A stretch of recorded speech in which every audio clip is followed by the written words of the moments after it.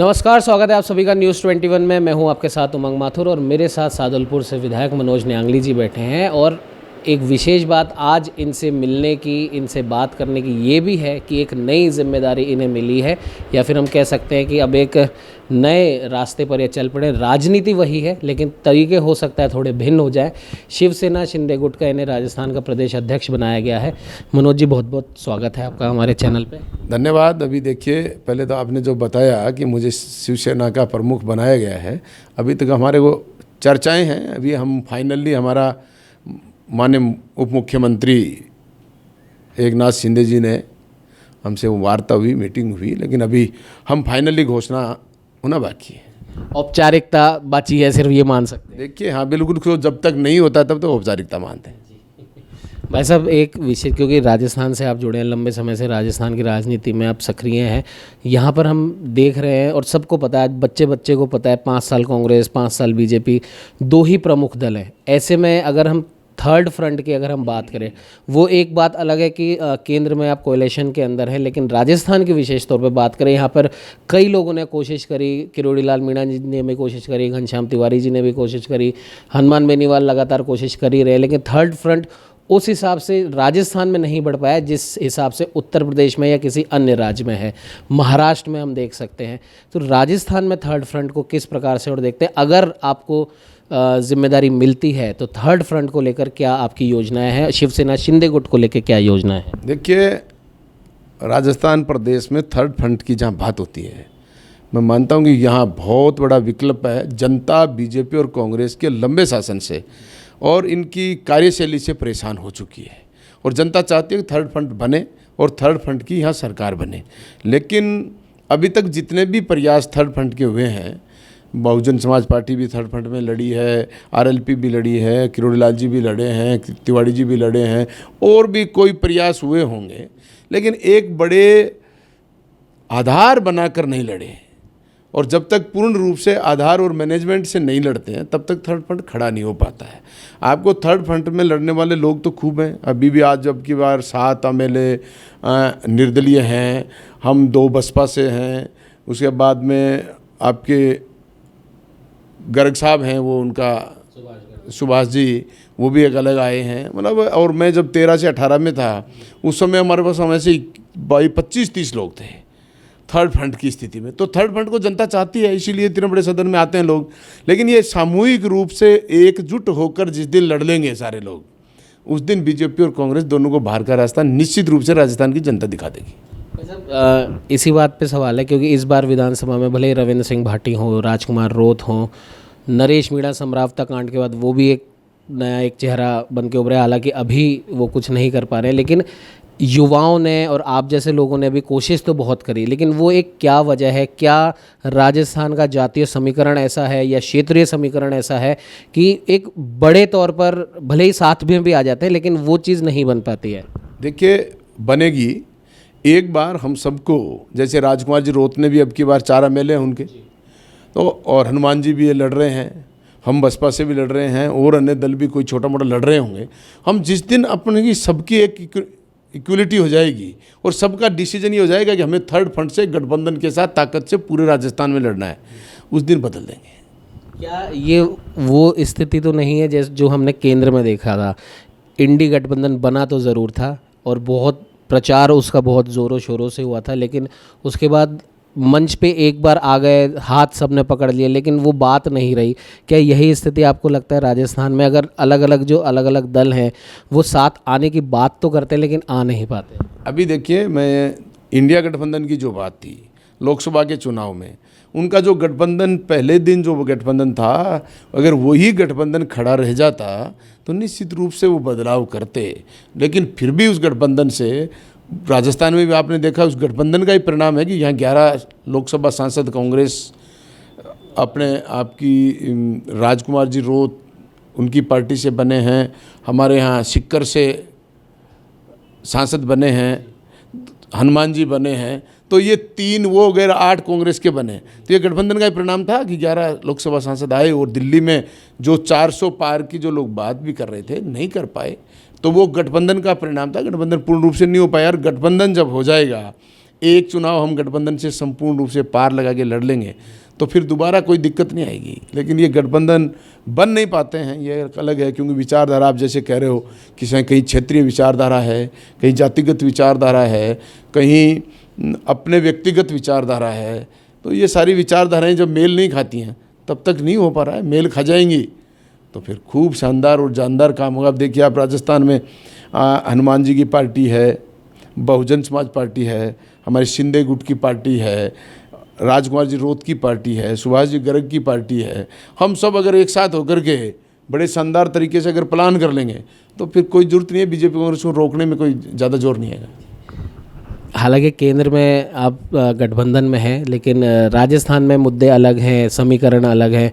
और राजस्थान के इस समय की अगर हम राजनीति की बात करें तो विपक्ष और विशेष तौर पे कांग्रेस की मैं बात करूंगा, कांग्रेस के बड़े नेता पूर्व मुख्यमंत्री अशोक गहलोत हो गए, डोटासरा साहब हो गए, वो लगातार सीएम पे निशाना साध रहे हैं। इससे आप भी परिचित होंगे। और एक ऐसा हम कह सकते हैं कि उन्होंने एक ऐसा माहौल सा बना दिया है कि शायद मुख्यमंत्री भजनलाल शर्मा अपना कार्यकाल पूरा नहीं कर पाए। और लगातार हर सभा में, हर आयोजन में या हर मीडिया बाइट में इस प्रकार का बयान वो दे रहे हैं। आज भी उन्होंने दिया है। इस बारे में आप क्या कहना चाहेंगे? ये कांग्रेस पार्टी का वैसे व्यू है, पीसीसी चीफ उनके जो कह रहे हैं उससे क्या फ़र्क पड़ता है। आज मुख्यमंत्री भजनलाल जी हैं, कल कोई और मुख्यमंत्री अगर बन जाता है, क्या कांग्रेस की सरकार थोड़ी बन जाएगी? भारतीय जनता पार्टी का बनेगा ना। तो हमारे से इससे कोई फ़र्क नहीं पड़ता। मैं तो कहता हूँ भजनलाल जी हमारे लिए आज मुख्यमंत्री हैं, बैठे हैं, हमें क्या करना है इसमें। और बन भी अगर कोई दूसरा बन जाएगा तो भी वो भारतीय जनता पार्टी का होगा, गठबंधन का होगा, चाहे भारतीय जनता पार्टी का होगा। उससे कांग्रेस चाहे कितने ही आवाज़ करो कि मुख्यमंत्री जी हट रहे हैं। मुख्यमंत्री जी को अगर ऊपर के लोगों ने बनाया है तो कुछ सोच समझ के बनाया है। तो वो हटाने वाले और बनाने वाले जब दिल्ली के हाथ में ही है तो फिर इस पर कांग्रेस को तो कोई चिंता करने की जरूरत नहीं है। कांग्रेस तो बेवकूफ़ी में चिंता कर रही है। कांग्रेस का सब्जेक्ट ही नहीं है। कांग्रेस का सब्जेक्ट है जब 2028 में चुनाव आएगा तब आप कैसे लड़ोगे और किसको मुख्यमंत्री बनाओगे, क्योंकि उनका तो पहले से मुख्यमंत्री का तो आपने 18 से 23 में देखा है कौन मुख्यमंत्री बनेगा, कब कब लड़ाई हुई, कब तरीके से संगठन से लड़े, किस तरीके से होटलों में रहे, किस तरीके से लूट खसोट करी, वो तो आपने अच्छी तरीके से देखा है पिछले 5 वर्ष में। तो वो चिंता करो कि कहीं आने वाले समय में आपके मुख्यमंत्री कौन होगा, कौन लड़ाई लड़ेगा। तो वो चिंता नहीं। तो मैं तो ये नहीं मानता कि भाई आज भारतीय जनता पार्टी की सरकार है, उसमें मुख्यमंत्री भजनलाल जी हो चाहे कहीं अन्य सदस्य हो, मैं तो कहता हूँ इससे कोई फर्क नहीं पड़ने वाला। एक आखिरी सवाल ये है, क्योंकि सादुलपुर के मुद्दों को आपने बखूबी विधानसभा में भी उठाया है। कोई एक ऐसा मुद्दा जो आप चाहते हैं कि वो तुरंत प्रभाव से वो हल हो, भले ही वो जनता से सीधा जुड़ा हुआ हो, युवाओं से जुड़ा हुआ हो, बेरोजगारों से, महिलाओं से, किसानों से, कोई एक ऐसा मुद्दा जो आप चाहते हैं कि ये सबसे पहले अगर हल हो? मैं आपको एक मुद्दे की बात नहीं कर पाऊँगा, इसमें मुझे 3 मुद्दों की बात करनी पड़ेगी।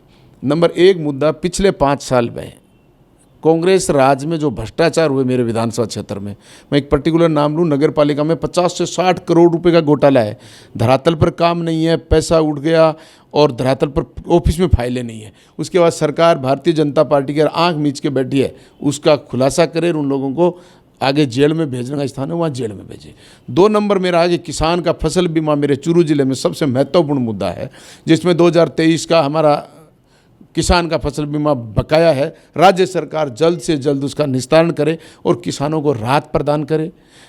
तीसरा मेरा जवान और बेरोजगार की जो बात है, सरकार सरकारी नौकरियों की बात करें या रोजगार की बात करें, धरातल पर अंतिम छोर के उस मजदूर की चिंता करने की ज़रूरत है, उस भूमिहीन व्यक्ति की चिंता करने की ज़रूरत है। जैसे किसान निधि मिल रही है, किसान को तो मिल रही है, लेकिन एक भूमिहीन व्यक्ति उसको सरकार क्या दे रही है?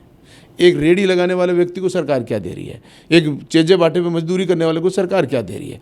मैं कहता हूँ सरकार उनको सिक्योर कैसे कर सकती है, उस अंतिम छोर के व्यक्ति पर गौर करने की सरकार को जरूरत है। जो भूमिहीन हो गए, घुमंतु जातियों की बात करती है गवर्नमेंट, उनके पास भूमि नहीं है, प्रधानमंत्री आवास आते हैं, भूमिहीन होने के कारण उनके प्रधानमंत्री आवास नहीं बन रहे हैं, तो सरकार को उन गरीब की चिंता करने की जरूरत है। ये बड़े बड़ी घोषणाएँ सरकारें करती हैं, हम अंतर्राष्ट्रीय लेवल पर चले गए, आगे चले गए, कहाँ चले गए? ज़मीन पर यहाँ भूखा प्यासा, बिजली के बिना, पानी के बिना, मकान के बिना, घर के बिना, ज़मीन के बिना व्यक्ति तड़प रहा है, इलाज के बिना। तो फिर उनकी चिंता सरकार ज़्यादा महत्वपूर्ण करे। मध्यम वर्ग और उच्च वर्ग ये तो कहीं न कहीं अपने आप की सक्षमता से कहीं न कहीं कुछ करा लेता है, कर भी लेता है, लेकिन उस गरीब की चिंता करने की ज़रूरत है। इसमें दोष आप सरकारी लोगों को देंगे, जैसे सरकारी लोगों से मेरा मतलब मंत्रियों से, मुख्यमंत्री से है, या फिर जो अफसरशाही है, नौकरशाही है, उसको आप दोष देंगे? दोनों ही दोषी हैं। सरकार की ये मंशा नहीं रहती हम लोगों को अंतिम छोर तक लाभ दें, क्योंकि सरकार तो आंकड़े गिनाने पर ज़्यादा विश्वास करती है कि हमारे आंकड़े पूरे हो जाने चाहिए। जैसे 2 अक्टूबर को सरकार ने घोषणा करी कि हम घुमंतु जातियों के लोगों को पट्टे वितरण करेंगे, और पूरे राजस्थान में इन्होंने 17,000 पट्टे जारी किए। एक भी ऐसा सिंगल पट्टा नहीं था जो सरकार ने उनको भूमि खरीद के दी हो, सरकार ने उनको कहीं गोचर भूमि इनको दी हो। सिर्फ आबादी क्षेत्र में किसी पंचायत में आबादी में कोई बसा हुआ व्यक्ति है उसको पट्टा जारी कर दिया। वो तो ग्राम सेवक सरपंच रूटीन में करते रहते हैं, सरकार का क्या लेन देन था।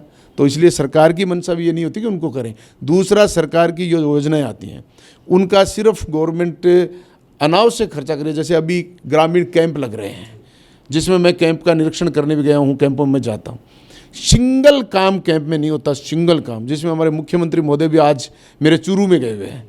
मैं उनसे आग्रह करता हूं कि आप चूरू जिले में गए हो तो मैं आपसे इतना ही कहना चाहता हूं, ये कैंप आपके ग्रामीण क्षेत्र में नहीं लगकर तहसील मुख्यालय पर ग्राम पंचायत वाइज लगे और वहाँ सारे अधिकारी एक कैंप में हों और जो समस्याएं तुरंत उसका समाधान करें। तो कैंप का अर्थ है आप कागज़ पकड़ते हो, ले लेते हो, कोई काम होता नहीं। वहाँ भी वही काम कर रहे हैं, 1-2 पट्टा ग्राम पंचायत से दिला देते हैं और कहते हैं हमारा कैंप है बहुत बड़ा इधर है। इसलिए ब्यूरोक्रेसी का भी मंशा नहीं है। ये ब्यूरोक्रेसी जागरी मौज हो गई है। अब कैंप लगते हैं, अधिकारी एक भी कुर्सी पर नहीं रह रहा, सारे कैंप का नाम ले देते हैं और काम ऑफिस का भी बंद हो गया और कैंप में भी कुछ नहीं हो रहा। इसलिए करने की पॉलिसी मजबूत चाहिए कि चेकलिस्ट प्लस जवाबदेही।